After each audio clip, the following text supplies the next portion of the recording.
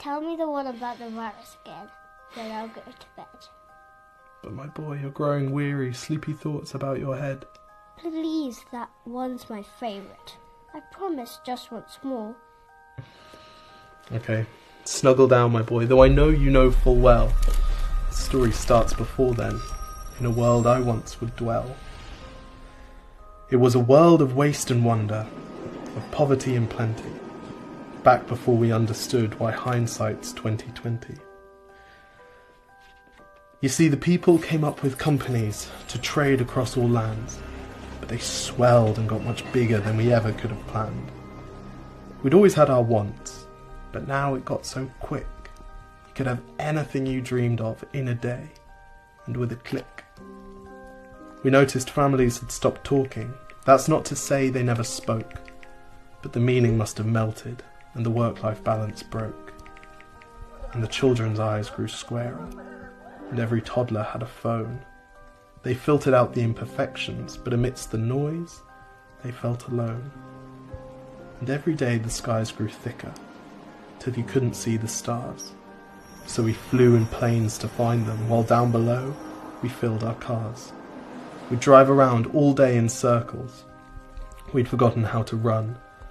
We swapped the grass for tarmac, shrunk the parks till there were none.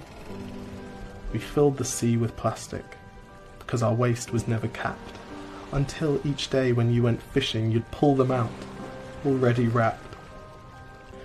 But then in 2020, a new virus came our way. The governments reacted and told us all to hide away. But while we all were hidden, amidst the fear and all the while, the people dusted off their instincts. They remembered how to smile. They started clapping to say thank you, and calling up their mums, and while the car keys gathered dust, they would look forward to their runs. And with the skies less full of voyagers, the earth began to breathe, and the beaches bore new wildlife that scuttled off into the seas. Some people started dancing, some were baking.